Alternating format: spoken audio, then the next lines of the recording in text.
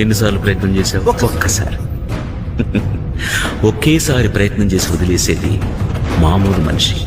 కానీ నువ్వేదైనా అసాధ్యమైంది సాధించాలంటే ఇది నేను చేసి తీరుతానంటూ ఒక ఏకాగ్రత, ఒక పట్టుదలతో మళ్ళీ మళ్ళీ మళ్ళీ మళ్ళీ ప్రయత్నం చేయాలి. అప్పుడు ఏదో ఒక రోజు నువ్వు విజయం సాధిస్తావు.